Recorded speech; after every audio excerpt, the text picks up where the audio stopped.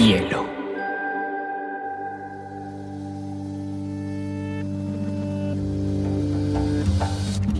Coincide con la noción de estilo tal como se define en el diccionario. La lectura debe ser una de las formas de la felicidad y no se puede obligar a nadie a ser feliz. Pero no tengo idea de lo que va a suceder después. Entonces un libro debe describir esa situación. Y digamos que el cuento se escribe así. Y a mí la cosa más importante que me ha pasado en la vida ha sido aprender a leer una pizca de exageración en esa frase.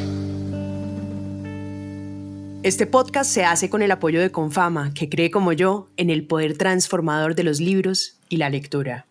Hola, estamos en un nuevo episodio y tengo un invitado que realmente admiro mucho, oigo mucho, sigo mucho. Creo que, como dicen mis amigas, soy la persona más groupie de Luis Muiño. Es verdad que soy súper groupie. Luis Muiño es español, psicoterapeuta y divulgador de temas asociados con los temas de terapia.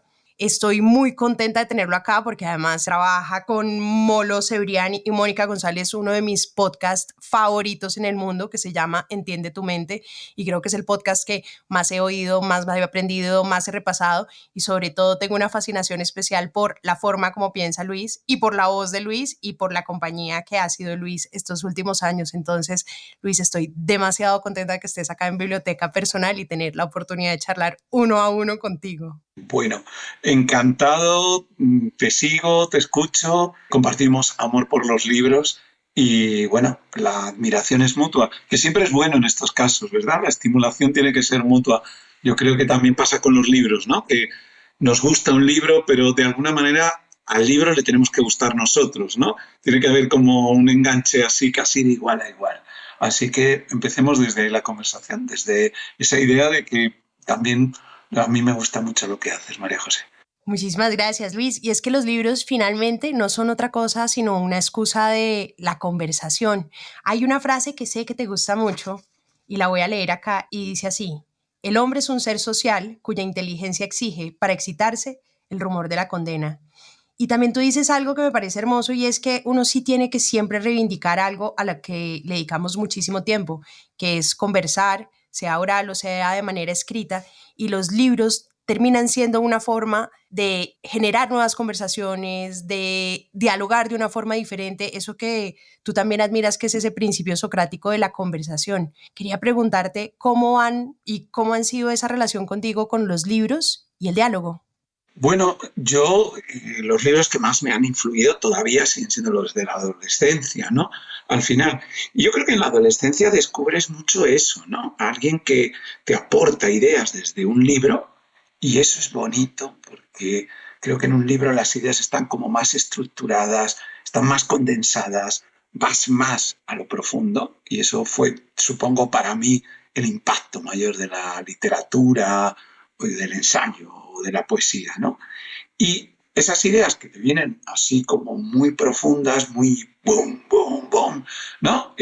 Tú las respondes. O sea, yo me recuerdo dialogando con los libros en la adolescencia. Todavía lo hago, ¿eh? De hecho, los que más me gustan son aquellos que me obligan a pararme y no siempre a estar de acuerdo con el autor. Fíjate, yo recuerdo muchos libros que a mí me han influido precisamente porque estoy a la contra, ¿sabes? Es como, no, es que no estoy de acuerdo, pero es importante la idea que este hombre transmite. Lo que pasa es que yo estoy completamente en el otro lado, pero me gusta mucho. Fíjate, por ejemplo, en parte de mi pensamiento, creo, incluso como psicólogo, ha influido muchísimo el discurso del método de Descartes, que yo sí que lo leí en la adolescencia.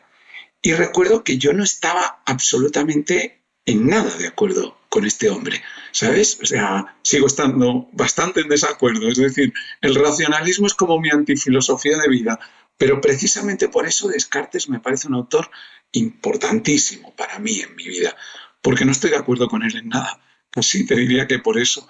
Pero sus ideas son profundas, son impactantes, son algo que me despierta al diálogo. Me encantaría hablar con él. Como eso no se puede, por una pequeña cuestión de 4 siglos de diferencia, por lo menos puedo hablar a través de los libros, no con él. Y eso es lo que para mí es la literatura, una forma de diálogo. Claro, total. Tú tienes además, me imagino, una relación con los libros también de tacharlos, tocarlos, anotarlos. Yo creo que cuando tú tienes otro ser humano y tienes una recepción específica, creo que lo más lindo de un libro es esa magia que sucede cuando está el lector, está el texto y lo que tú dices, ese diálogo que sucede entre los dos, pero que está mucho más incentivado desde uno. ¿Cuál es como tu proceso de contacto con los libros? Bueno, con los mejores, te voy a contar, digamos, las experiencias mejores. Porque yo siempre tengo la sensación de que los que o no me han gustado o he abandonado, yo abandono muchos libros, ¿eh? O sea, no tengo problema en, a las 5 páginas, si no es lo que en este momento me está estimulando, lo dejo. No tengo problemas. Y luego a lo mejor lo retomo dentro de 10 años y resulta que en ese momento sí que me gusta, ¿no? Pero con los que realmente conecto, yo intento hacer como 2 aproximaciones. Una es como más de deleite, de disfrute, de pasármelo bien, sinceramente, ¿vale? Y ahí ni subrayo ni nada, o sea, lo devoro, ¿vale? Y luego hay una segunda lectura que ahí es cuando se establece mucho más un diálogo, ¿no? Vuelvo a él y vuelvo al principio y vuelvo a darle vueltas. Y ahí es cuando probablemente intervengo más yo, ¿no? La primera es un poco de dejarme llevar. Es como una conversación, para mí, es la diferencia entre estar escuchando, entre la escucha activa, por ejemplo, esto ocurre mucho en terapia, ¿va? Por darte un ejemplo parecido de otro tipo de conversación estructurada que a mí me gusta. En la terapia primero escuchas, y escuchas durante un tiempo. Esa es mi primera aproximación a un libro también, ¿no? O sea, cuéntame. Y como me está interesando mucho lo que me cuentas, venga, cuéntame más, cuéntame más. Increíble. Es la capacidad de asombro para mí, la de estimulación, la de que me muevas las neuronas y el corazón. Para mí las 2 cosas son importantes. Y luego, vale, ya está, ahora me has contado, igual que en la terapia. Venga, ahora a ver qué te puedo aportar yo, a ver cómo jugamos juntos, qué montamos entre los dos. Yo creo que esas 2 formas son las que más he estilado en los libros que me han gustado mucho. Uh-huh.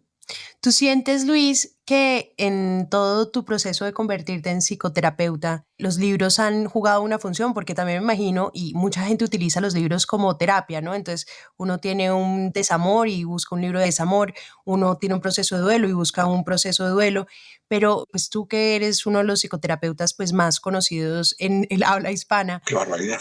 ¿cómo es tu relación con la terapia y los libros para ti? ¿O cuál podría ser también para las personas en esa relación de leer un libro para hacerse una terapia de manera, digamos, intuitiva y propia? Vale, creo que es distinto. O sea, lo cuentas muy bien y creo que eso le ocurre a bastantes personas, pero creo que no es mi caso, ¿vale? O sea, los libros me han influido muchísimo terapéuticamente, pero es sobre todo porque me han dado ideas y me han conmovido mucho. Pero no me han servido de terapia personal nunca.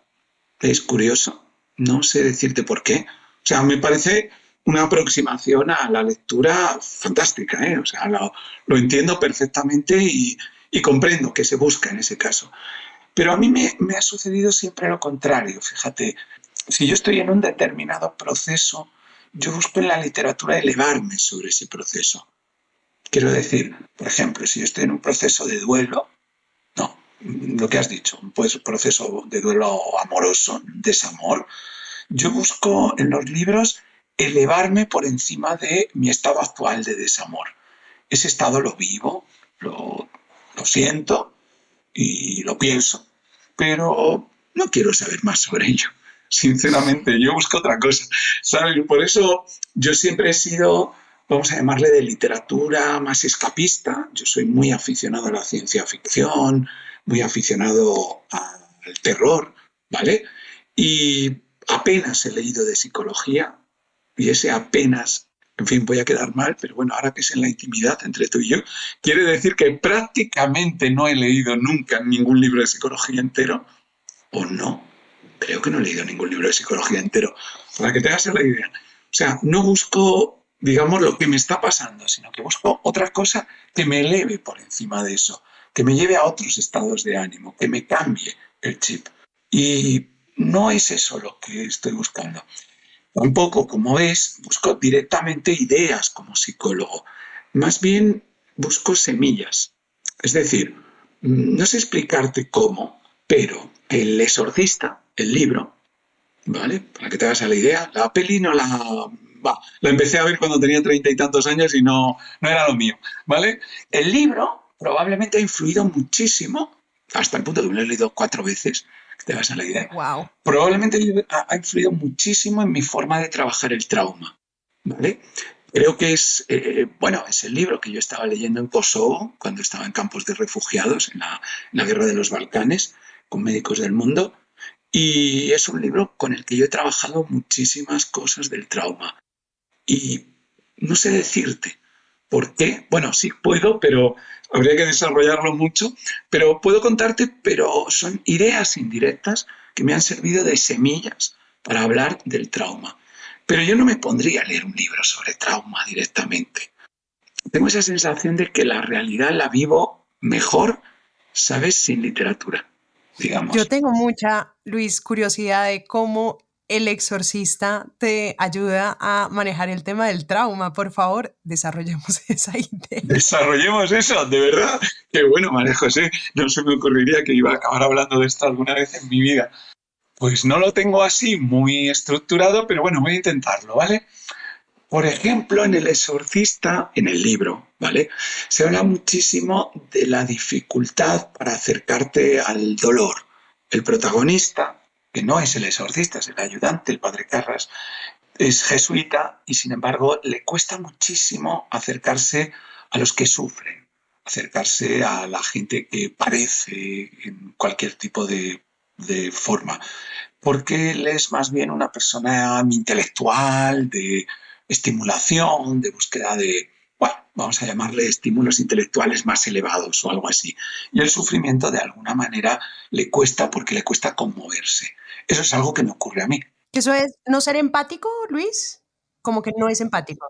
Sí, probablemente, sí. O sea, yo creo poder acercarme desde una empatía, si quieres, vamos a llamarle más racional, ¿vale?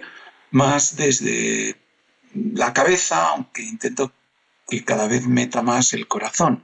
Pero yo probablemente soy más una persona a la que, bueno, pues no le es fácil tener una gran sensibilidad con el dolor ajeno, ¿vale? Ni siquiera con el mío, como para ser sensible con el de los demás. Entonces yo aprendí mucho en El Exorcista cómo acercarme al dolor, ¿vale?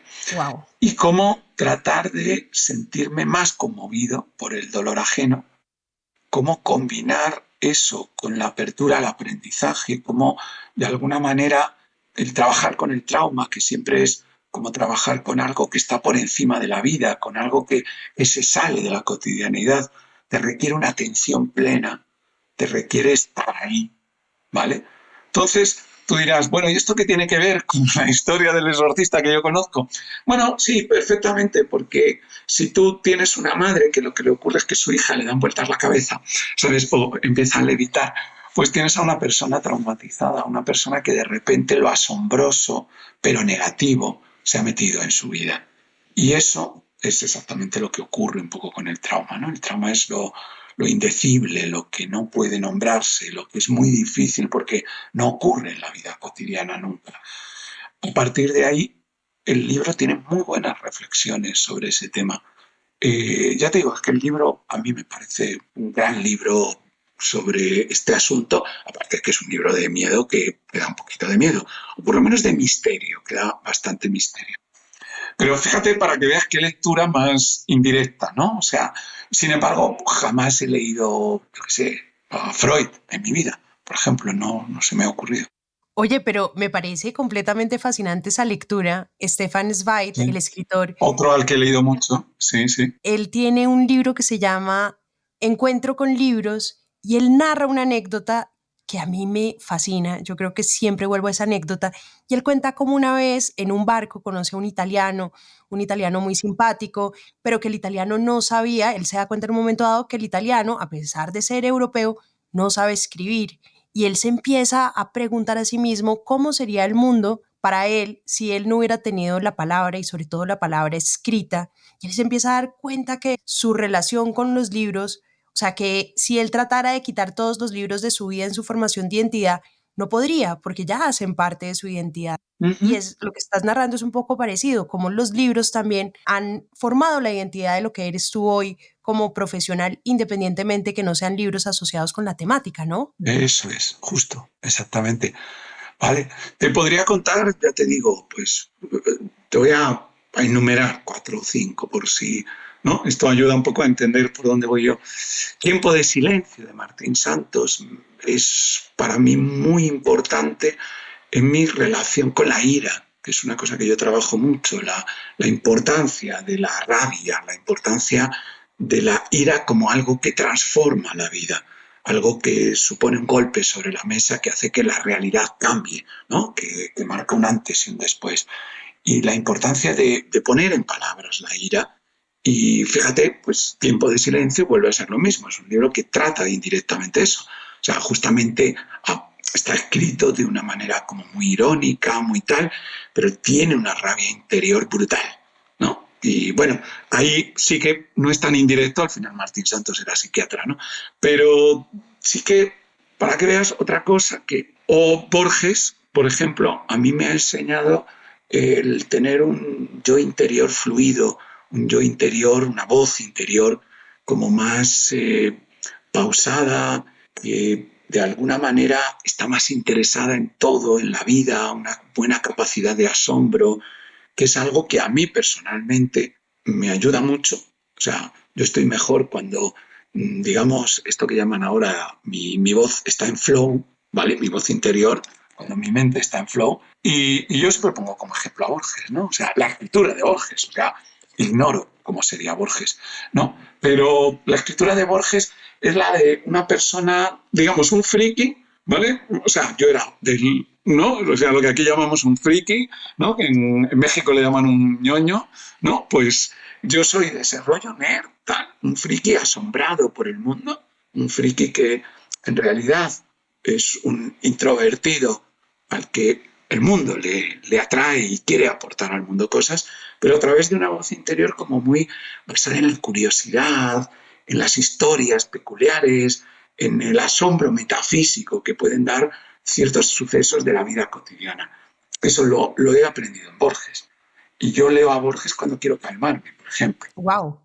Y vuelve a ser indirecto. Pero la poesía, me imagino, como ese poema de Borges y yo y toda esa... No, pero me sirve, no sé, ficciones, el Aleph, los libros de relatos, ¿sabes? La historia universal de la infamia. Todos estos son libros que yo vuelvo continuamente a relatos de ese libro y de alguna manera es, no sé, es como mi acercamiento.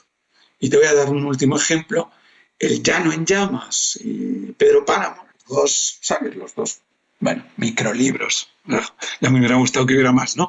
De Rulfo, por ejemplo, a mí me enseña muchísimo el acercamiento a la realidad desnuda, ¿sabes? Que es algo que yo hago muchísimo en psicoterapia, ¿sabes? Me gusta mucho mirar debajo de la alfombra, desnudar las cosas de narrativas, digamos, más así idealizadoras. O sea, probablemente mi antioptimismo naif, ¿vale? Que es una cosa por la que mucha gente me conoce, ¿no? Supongo, ¿no? Esto de que soy como una especie de Doctor House de la psicología. O sea, soy antioptimista, de ese estilo optimista libro de autoayuda. Yo lo he aprendido en No oyes ladrar los perros, en ese relato de Rulfo, por ejemplo. O o en Pedro Páramo, o sea, en muchos relatos de Rulfo, del Llano en llamas, o en Pedro. Ahí está la realidad desnuda. Ahí está el acercarte a la realidad con 7 frases, ¿sabes? Y decir, esto es lo que hay. Y Wow. lo demás son cuentos. Yo quería también que tratáramos un tema, mi querido Vale. Luis. Ahí en tu libro Entiende tu mente, tú pues tratas mucho el tema del amor, pero tú eres un enemigo total del amor como concepto porque pues consideras que no sirve para nada, que son sensaciones subjetivas que no tienen ningún frente. Y me encanta esa descripción siempre que es, bueno, es que nosotros tenemos un neocórtex del siglo XXI, pero tenemos como una forma del cerebro que es paleolítica. Entonces, en realidad, todos son hormonas, la oxitocina, la adrenalina, que hace que uno esté como drogado en términos específicos. Y claro, como que esta postura tan cartesiana del amor, pero que está muy enfocada como en la reacción química, me pregunto si también desde la lectura te ha formado esa postura y qué has leído al respecto del amor que tengas esa visión tan radical del enamoramiento. Vale. Bueno, yo estoy en contra del amor romántico, ¿vale? O sea, me gusta mucho el sentimiento de conexión profunda con otra persona. Y eso, vale, si quieres, lo que llamamos amor compañero en psicología, me gusta mucho, ¿vale? Y me gusta mucho la amistad con momentos eróticos, no sé cómo quieres llamarle a eso, ¿vale? También me parece fabuloso, ¿no? O sea, yo soy mucho de ese tipo de historias, ¿no? De encuentros. ¿Quién me ha podido influir mucho? ¿Qué lecturas? Pues, hombre, desde luego Jane Austen, esa seguro, ¿sabes? O sea, Wow. claro, soy big fan de Jane Austen, o sea, ¿sabes? Que Orgullo y Prejuicio lo he leído y lo he visto 10 veces, ¿sabes? Y tengo frases apuntadas. Acabo de hacer una conferencia el año pasado sobre Jane Austen aquí en el Museo Romántico, que es una preciosidad, ¿sabes? Y eso, entresacando frases suyas que son realmente esto, ¿no? La ironía con el amor romántico. El antideterminado tipo de sensaciones que van asociadas, si te fijas, detrás de su forma, vamos a llamar, distante, ¿no? Inteligente, tremendamente inteligente. Esa mujer debía ser una de las personas más inteligentes que ha pisado el planeta, ¿no? Yo creo que está mucho esa idea, pues la que tú me acabas de decir, la que yo transmito, ¿no? Que los celos, la obsesión con la otra persona, esa necesidad de atrapar al otro, una vez que le hemos empezado a amar porque es libre, sin embargo luego lo que queremos es que sea solo libre con los demás y que, ¿sabes?, con nosotros esté, no sé, la idealización, por ejemplo. Yo soy muy anti-idealizador. Jane Austen es increíble, o sea, puede hacerte enamorarte de un personaje al que jamás idealizas, o sea, de hecho le conoces en sus defectos, le conoces en su furruñe, le conoces en su mal carácter, le conoces en todo y sin embargo dices, wow, qué profundidad hay en esta persona, ¿no? La autenticidad del otro, que es algo que creo que se pierde en el amor completamente. Vamos, que te lo estoy poniendo a caldo, pero bueno, o sea, creo que se pierde mucho la espontaneidad en el amor, ¿sabes? En Jane Austen hay mucho esa idea de, a mí lo único que me interesa de esta persona es su verdad, ¿no? O sea, y voy a desnudar el resto. Y precisamente puedo ir acercándome y profundizando en ella. Pero el otro amor, el amor romántico, el de tal, pues sinceramente no creo que me haya influido ninguna porque es que no las leo. O sea, yo me salgo de ahí continuamente, ¿no? En cuanto, supongo que en muchas de mis novelas preferidas, si hay amor, es con esa distancia, con esa ironía, pero también con esa profundidad de cariño hacia el otro. Es, por ejemplo, tremendamente entrañable para mí La Celestina, ¿sabes? Es otro de esos libros que me han influido muchísimo y es tremendamente entrañable porque es devastadora con el amor. Uh-huh. De hecho, La Celestina está escrita así, lo advierte en el prólogo, sea quien sea el autor, lo advierte en el prólogo. Dice, esto realmente es para avisar que esto del amor de los 15 años, no, ¿sabes? Y precisamente por eso te hace tener muchísimo cariño por los personajes. Precisamente porque la parte de amor es la que menos te gusta, la que menos, ¿sabes? Dices, wow, pobres, mira que haber caído en esto, ¿sabes? Esa sensación del amor es una enfermedad con demasiado prestigio social. Yo la tengo en varios libros, ¿vale? Oye, pero sin embargo es una de las más, o sea, también es uno de los temas a los que más recurren a ti cuando la gente entra en un proceso de tratar de alejarse de esa idea del amor romántico y no lo logran porque hay una sustancia química que no les permite, ¿no? O sea, como que igual es algo que desde el lado intelectual uno puede entender, pero desde el lado químico es imposible alejarse de una persona. Eso es. O romper ese vínculo cuando ya la química, pues, te fregó, como decimos en Colombia. Claro, pero te das cuenta, María José, que estás definiendo una adicción. Es decir, esto mismo lo podrías decir con la heroína, con el alcohol, ¿sabes? Uno se da cuenta de que esto le está haciendo mal, uno se da cuenta de que está resultando tóxico, pero le cuesta un montón alejarse por una compulsión visceral. Es decir, lo que comúnmente llamamos una adicción. El amor es una adicción con demasiado prestigio social. Pero eso mismo, ya te digo, está en La Celestina, está en Jane Austen, vamos, las novelas que yo he podido leer de ella, pero bueno, está en muchas del siglo XX, ¿sabes? Es un poco esa idea, ¿no? De, ¿sabes? Y si le diéramos una vuelta a aquello, ¿no? Y si consiguiéramos que el desamor no fuera un proceso con tanto, digamos, como que la cultura juega en contra. La cultura te llena de canciones, películas y libros en los que se cuentan frases como no puedo vivir sin ti, no hay manera, no soy capaz de dejarte, como si eso fuera algo bueno. Fíjate, mira, hablando de libros, esto me parece interesante. Yo he leído Las desventuras del joven Werther, el de Goethe, ¿vale? Y efectivamente ahí comprobé algo que yo lo leí, tampoco es un libro que me guste tanto, pero lo leí porque le había leído, había escuchado que Goethe decía que lo escribió precisamente para reírse del protagonista, ¿vale? Claro, estamos en el romanticismo, entonces lo escribe para decir, muchacho, eres un pringao. O sea, ¿a quién se le ocurre suicidarse por esa tontería? ¿Qué consigue? Como estamos en el romanticismo, estamos en este tipo de cultura de los libros, esto, digamos, está bien visto. O sea, el amor es comercial, el amor romántico es muy comercial. Y esto sé que estoy diciendo es polémico, pero es muy comercial. ¿Qué consiguió? Causar la primera epidemia de suicidios de la historia. Y muchos se suicidaban con el pañuelito rojo ¿sabes?, del protagonista, etc. Es decir, lo habían mitificado, lo habían convertido en un héroe. De hecho, a este efecto que a veces tiene multiplicador ciertos suicidios, le llamamos efecto Werther, por esto. O sea, Claro. fíjate, y él lo escribió para decir, no, hombre, alguien que hace semejante cosa, ¿sabes? Como suicidarse por amor, pues está perdiendo la vida. O sea, es una cosa completamente, ¿sabes?, trivial. O sea, si es que se te va a pasar, si de hecho se te va a pasar en 2 meses. Es como si te suicidas porque tienes una gripe. O sea, que sí, que lo estarás pasando mal, pero que se te va a pasar, que no es para tanto, no es nada importante en tu vida.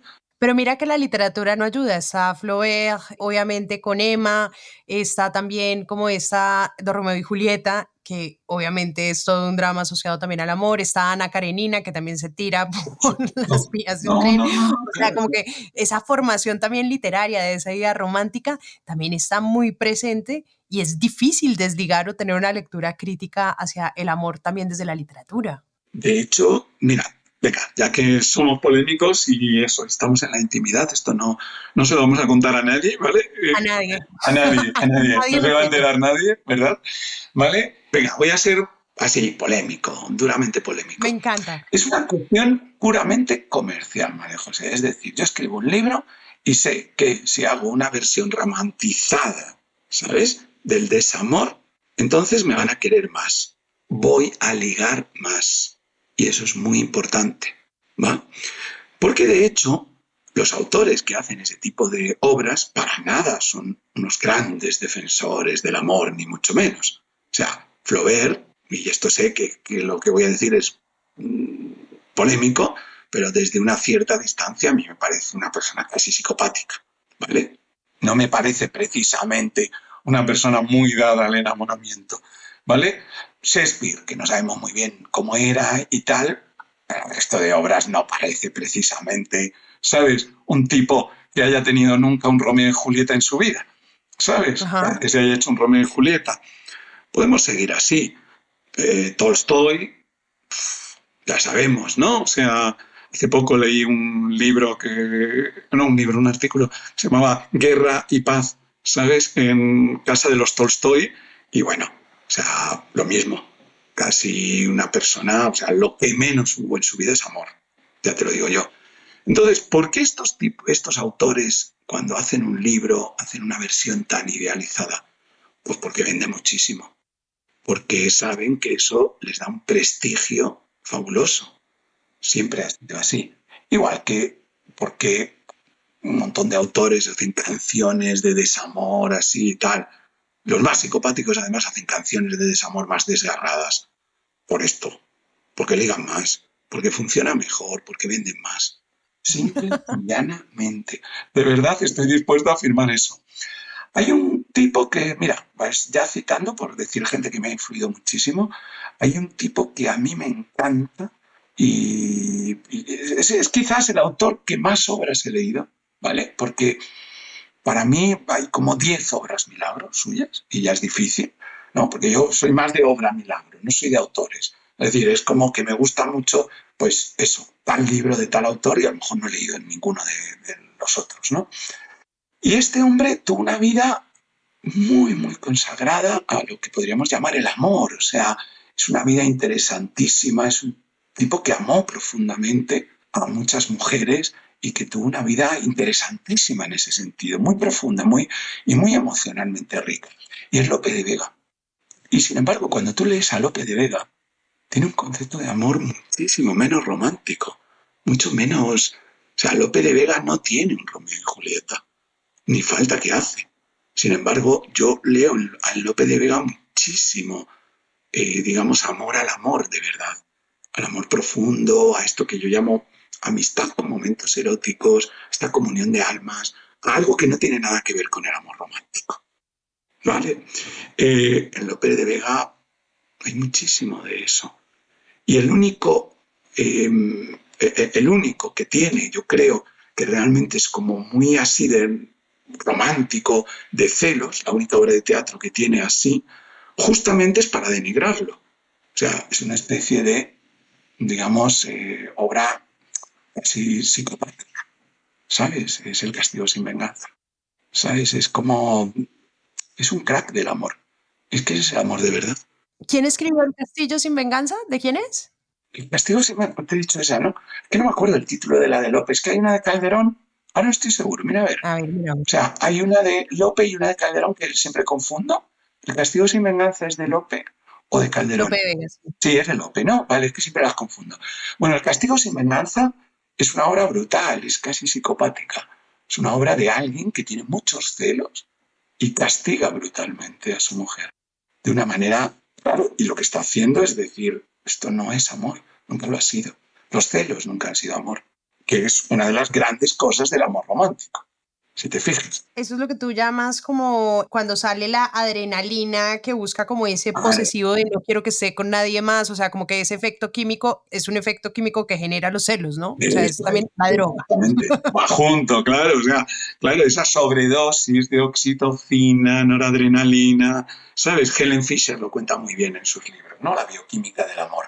Y ese efecto químico, que es el amor romántico que mitificamos, que no deja de ser una sensación. Ya está, bueno, una sensación pernícola, que en el Paleolítico tuvo mucho sentido, ¿vale? Pero seguro que queremos seguir haciendo obras de arte, libros sobre eso, ¿vale? Pues por eso te digo, yo creo que a mí me han influido mucho los libros que hablan de esas relaciones que a veces pueden ser casi de amistad, ¿eh? O sea, pero profundas, de verdad, en la que el otro cuenta, en la que estás interesado en quién es el otro, no en idealizarlo, ¿sabes? Eso para mí es el verdadero amor o el amor que a mí me interesa. El otro, el romántico no, ¿sabes? Me pasa lo que a Goethe. Lo que pasa es que, en fin, él, sin embargo, curiosamente contribuyó a idealizarlo aún más. ¿Sabes? Qué hermosura. Oye, hay otro tema que tú tratas mucho, Luis, y es el tema del duelo. Sé que has leído a Elizabeth Kubler-Ross y que también es uno de los temas que tal vez te preguntan más. ¿Hay algún libro o cómo ha sido también tu formación de tus ideas del duelo o cómo percibes hoy en día el duelo, sea como proceso o sea como conceptos? Pues ahí, bueno, venga, como yo estoy siendo polémico ahí, voy a decírtelo así a cara descubierta. Yo tengo mi historia personal de duelo, entonces ahí me harté de leer libros sobre duelo, ¿vale? De hecho, creo que me convertí en un experto, soy, ¿sabes? Ahora mismo porque casi es un subgénero, la literatura de viudez, que te hagas a la idea. O sea, de repente te das cuenta de que 10 de los autores así conocidos y tal tienen un libro sobre este tema, ¿no? Sobre la pérdida y tal. La pérdida de un ser querido, ¿vale? Y ahí me confronté con una cosa que ya conocía y es que muchos autores, muchísimos, son muy narcisistas. Y cuando yo leía libros sobre duelo, me daba la impresión de que en esos libros solo estaba el autor, no estaba su duelo y no estaba la persona a la que ha perdido, ¿vale? O sea, no te voy a citar, pero incluso algunos que son muy conocidos, ¿sabes? Que son como los típicos libros que se citan sobre esto, a mí me parecieron un prodigio de narcisismo. O sea, es como un libro sobre sí mismo. Dices, pero bueno, ¿a ti no te ha afectado lo de perder a tu marido? ¿No te ha afectado lo de, ¿sabes? Lo de perder a tu hija. O sea, parece que no, porque realmente sigues hablando de ello, ¿sabes? Y eso a mí me molestó mucho, hasta el punto que los dejé todos. Menos una autora que no me interesa tanto literariamente, pero me parece una persona súper honesta y muy poco narcisista, que es Rosa Montero. Rosa Montero tiene un libro precioso, que es algo como La estúpida idea de no volver a verte. No me acuerdo el adjetivo que utiliza. Sí, yo sí sé cuál es. La ridícula idea de no volver a verte, que hace el paralelo entre Marie Curie y la muerte de su esposo Pierre, y la muerte de Pablo y el duelo de las dos, y hace como una historia paralela de cómo es vivir al amor cuando tu ser amado se ha muerto. Se ha muerto, eso es. ¿Cómo seguir amando? Fíjate que estamos hablando de algo, de un proceso, de una relación, no de ti mismo, ¿sabes? Entonces, a mí me fascinó ese libro, pero precisamente por eso, por la honestidad, porque Rosa Montero creo que habla de la pérdida, de verdad, y habla incluso de qué era Pablo para ella, de verdad, y habla de Marie Curie, y habla de lo que fue Pierre Curie para Marie Curie, de verdad, ¿sabes? No es un libro narcisista sobre sí misma, ¿sabes? Que otros lo hacen, ¿no? O sea, yo creo que además ahora que está de moda la autoficción, ¿sabes? El riesgo de narcisismo es muchísimo más grande. Claro, ¿sabes? No sé, Carrère, que es un autor que me gusta, de todas formas, yo creo que sería capaz de escribir un libro sobre duelo en el que no estuviera la otra persona. Perfectamente, solo hablaría de sí mismo, ¿sabes? Eso es lo que yo amé, Rosa, ¿sabes? La idea de poder ser algo más que un sí mismo. O sea, entrar de verdad en comunión con otra persona. Hay poca gente que sea capaz de describirlo. Y para mí ese libro me pareció fantástico en eso. ¿Tú también crees que el desamor, o mejor dicho, el desamor también está asociado a ese mismo proceso que es igual al fallecimiento de otra persona? O sea, el desamor también es un proceso de duelo, no necesariamente porque se haya muerto, sino cuando una persona decide no estar contigo. ¿Algún libro también te ha influido en esa versión del desamor o también podemos ser polémicos con esa visión de desamor como proceso de duelo? No está en ningún sitio, yo no la he visto, ¿sabes? O sea, que es lo que te contaba al principio, que yo a veces leo los libros a la contra, ¿sabes? Ajá. Entonces, yo creo que en muchos libros yo he encontrado la otra versión, la versión romántica, ¿no? La versión de no puedo vivir sin ti, no hay manera, etc. Y entonces poco a poco me ha ido surgiendo esa idea de ¿y si nuestras hormonas no están preparadas para el duelo cuando no es físico? Es decir, ¿y si realmente nuestras hormonas están hechas en una época en la que, bueno, hechas, quiero decir, están de alguna manera escogidas evolutivamente de una manera en la que amábamos a una persona siempre? Y lo que pasa es que en esas épocas de la humanidad vivíamos de media 20, 25 años. Era la edad media del ser humano, con lo cual solo te daba tiempo a amar a una persona y el duelo siempre era porque se había muerto. Claro. Con lo cual no estamos preparados para que la otra persona siga viviendo, tener noticias de ella, hablar con ella. Entonces nuestras hormonas dicen, oye, que no se ha muerto. O sea, tu oxitocina en este momento dice, oye, que una amiga acaba de contarte que está saliendo con otra. Y tú dices, joder, entonces no se ha muerto. O efectivamente, ¿no? Y claro, tu oxitocina vuelve otra vez a revivir el proceso y realmente es como si estuvieras enamorado, ¿vale? Eso es lo que yo he ido viendo en terapia en estos años. Y a partir de ahí sí que he elaborado mucho la idea de que el contacto cero funciona fenomenal, porque es una forma de matar a la otra persona para ti. Es decir, digamos, engañas a tus hormonas, al cabo de 40 días, tus hormonas creen que se ha muerto, con lo cual la huella hormonal se va y ya la puedes ver tranquilamente porque ya no existe, se ha muerto. O sea, ya pasa a ser tan importante como el panadero de la esquina. O sea, Wow. así de sencillo. ¿vale? Pues todo esto lo he ido viendo en libros en los que la persona, una vez que deja una relación, se empeña en seguir viendo al otro, ¿sabes?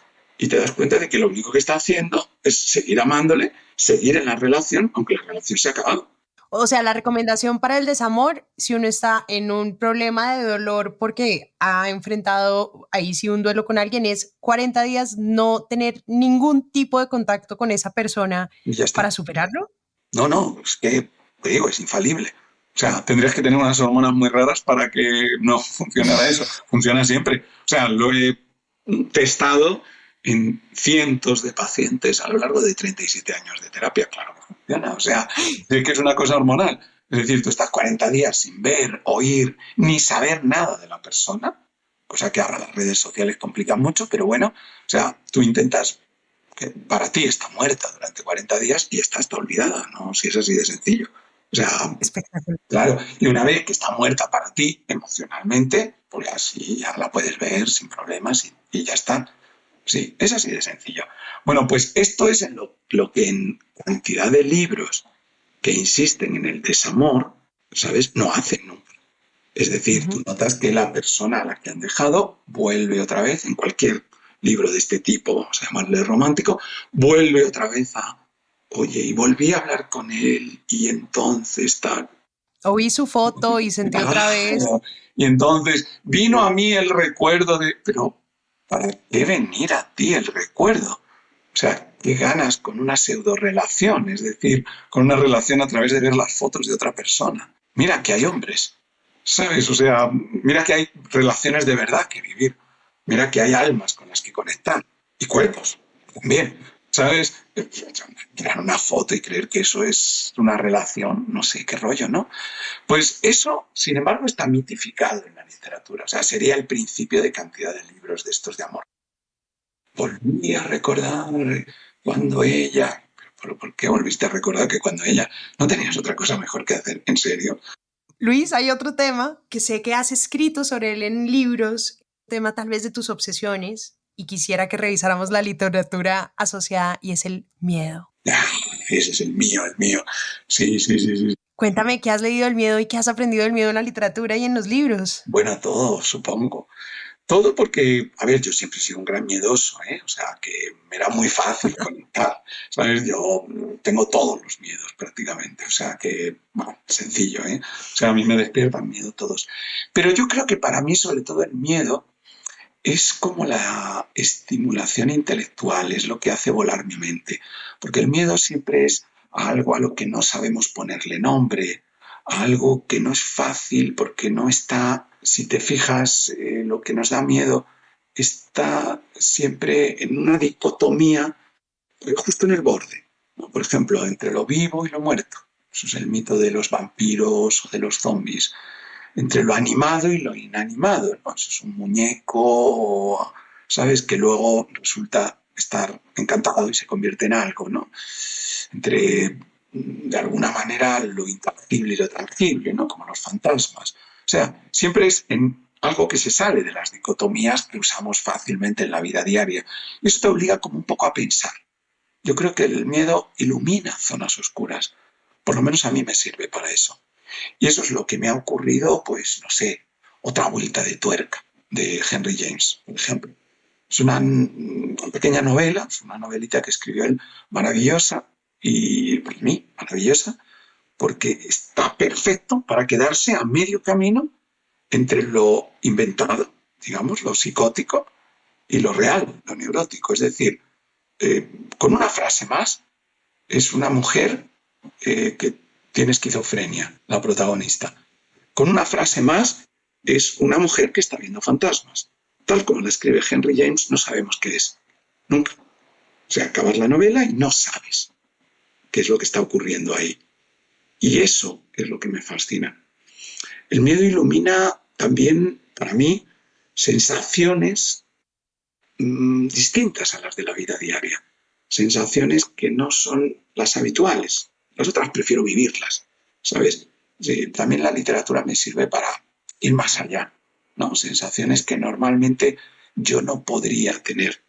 Y eso ocurre mucho con el miedo, que te lleva a lugares y a imágenes que son muy potentes. A mí me ha influido Stephen King, por ejemplo, muchísimo, porque él siempre siempre juega él escribe los libros así, una imagen y a partir de ahí sigue, ¿no? Y esa imagen reverbera un montón de cosas. La imagen del payaso de It, ese payaso que de alguna manera es el alma de una ciudad en la que ocurren siempre cosas extrañas, tristes y completamente irracionales. Bueno, por ejemplo, It me ilumina mucho sobre la psicogeografía, que es una cosa que es un tipo de sensación que yo tengo. O sea, yo llego a sitios y digo, uff, qué mal rollo da esta ciudad, ¿vale? No te voy a citar ninguna, pero hay ciudades que no, ¿sabes? O sea, y efectivamente empiezas a ver y dices, joder, es que el número de asesinatos en esta ciudad es mayor, ¿sabes? Desaparecen más niños de lo normal, etcétera, los feminicidios, tal. Y la ciudad de al lado no es así. O sea, yo sí que creo mucho en la psicogeografía, en que hay lugares que de alguna manera son ominosos, por diversas circunstancias, ¿eh? Se puede explicar hasta científicamente, pero a mí lo que me interesa es, hay unas sensaciones sin nombre. Hitchcock, que era gran lector de Poe, decía que una de las cosas que había aprendido de Edgar Allan Poe era que había un control en el miedo que a él le gustaba mucho, particularmente el uso del suspenso, porque cuando la gente leía textos de terror, pero estaba en su casa, o leía o veía una película de terror, pero estaba a salvo en su casa, el miedo generaba como ciertas sustancias químicas que estaban mucho más asociadas con el placer que con una sensación de supervivencia necesaria. Cuando tú sí estás al frente de un león, pues el miedo sí abarca como todo eso. Claro. ¿Estás de acuerdo con Hitchcock? Sí, sí. Estoy absolutamente de acuerdo. Yo te decía que soy un gran miedoso y eso es algo que sorprende mucho a la gente. A mí me sorprende. Claro, que dice, oye, pero si tú lees terror, es que no te da miedo, ¿no? Porque mucha gente me dice, no, yo no, por eso no leo a Poe o no leo, ¿sabes? Pues cosas como Otra vuelta de tuerca o, ¿sabes? Clásicos de este tipo de literatura, porque me dan demasiado miedo. No, si a mí me da mucho miedo. Claro, mujer, si no, no las leería, no tendría ninguna gracia. No, pero es que ahí estamos. Es la sensación de control que dice Hitchcock. Es que yo puedo adentrarme en sitios que a mí me encantan, por lo que te digo, porque me ayudan a estimularme intelectualmente, porque de alguna manera me dan esa sensación del misterio, ¿sabes? De algo que va más allá de lo que normalmente tengo controlado. Eso a los que somos muy de control interno nos viene bien. Yo soy muy racional, casi todo lo que hago en mi vida sé cómo va a ocurrir, ¿vale? Cuando me adentro en algo de miedo me va a sorprender, eso es muy bueno. Pero todo esto lo hago sin esa necesidad de supervivencia, justo lo que dice Hitchcock. Es decir, si yo tuviera que hacerlo sabiendo que me estoy jugando la vida, como soy un cagado, estaría pendiente de, ¿sabes? Y no entraría, de hecho. O sea, yo no entraría en esa habitación oscura en la que entra la protagonista de una película o un libro de miedo, ¿sabes? Yo jamás entraría. Entonces, claro, entro con ella. Eso está muy bien, porque a mí no me va a pasar nada. Yo solo la voy a leer. Y puedo tener esas sensaciones que son muy endorfínicas para mí.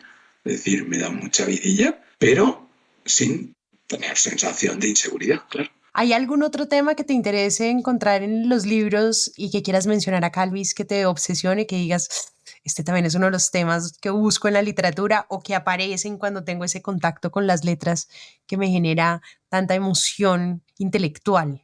Te propongo que me invites a otra, porque tendríamos que... Claro. Mujer, es que pueda desarrollar en poco tiempo, no, ninguno. Pero así como, mira, por ejemplo, ahora, bueno, de siempre, pero sobre todo ahora, el erotismo. Ahora estoy leyendo mucho narrativa erótica, poesía erótica, y el tema de la sexualidad, del erotismo, y más mezclado con el misterio, fíjate, me gusta muchísimo. Por lo mismo, porque creo que puedo encontrar ahí algo que vaya por encima de la cotidianidad, ¿sabes? Vuelve a ser algo que me resulta estimulante intelectualmente porque no es lo que veo habitualmente, ¿vale? Vale, podemos hablar otro día de literatura erótica si quieres, pero vamos, así lo dejo con el suspense y esas cosas. Pero bueno, sí, creo que hemos tocado los 3 o 4, digamos, que han marcado mi vida. Faltaría este.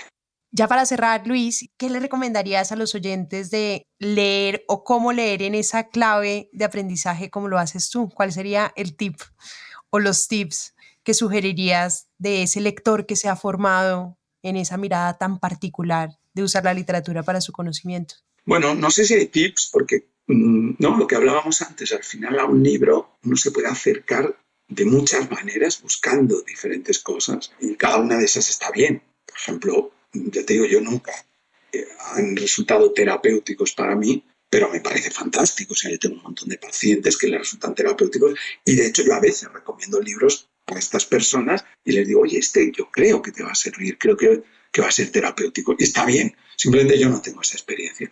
Pero si alguien quiere buscar la misma que yo le diría que lo que he conseguido a lo largo de la edad, ya soy un hombre maduro, por no decir otra cosa, por no decir viejo, ¿vale?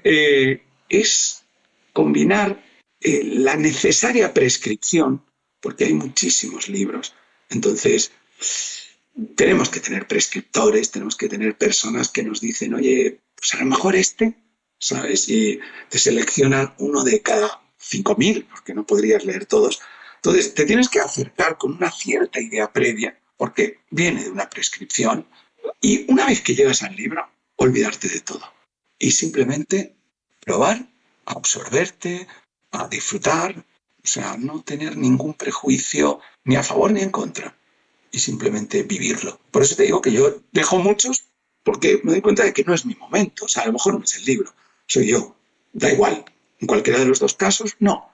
Y otros que me sorprenden, otros que me vapulean, que yo iba con la idea de, bueno, sí, me lo han prescrito. O sea, alguien me ha dicho, oye, pues mira, ¿en serio?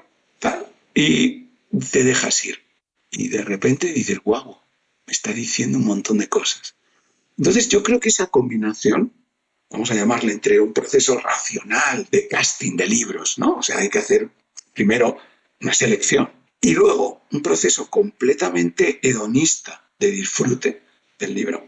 Es lo que a mí me ha costado, porque al final si no vas con expectativas, es muy fácil, o pruebas a leer al azar y tampoco funciona. O sea, si no hubiera una de las dos partes, no funciona. El conseguir estar entre los dos, para mí es el tip fundamental.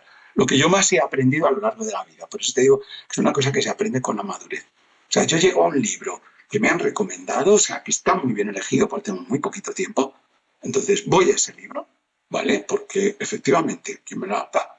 Y una vez que llego, abro la primera página y se me ha olvidado completamente la prescripción. O sea, no sé por qué me lo han recomendado, no sé de qué va el libro, casi. O sea, lo consigo, de verdad. Voy completamente abierto a ver qué me cuenta esta mujer, ¿sabes? A ver qué me cuenta este hombre. Ya está. Espectacular, ¿no, Luis? De verdad, qué honor y qué placer tenerte acá conversando con nosotros sobre libros y sobre todo lo que has aprendido a través de ellos. Ojalá sea la primera de muchas charlas, porque lo único que quisiera es seguir esta conversación. Nada, muchas gracias a ti por invitarme. Estoy muy a gusto hablando contigo, o sea que sí, que haya muchas más conversas de estas. Espectacular. Bueno, y a todos los que nos están oyendo, muchas gracias por su compañía.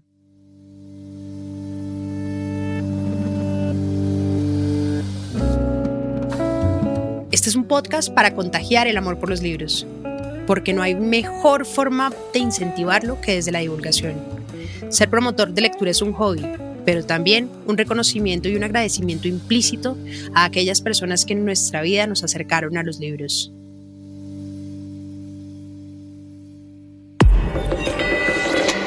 Hielo.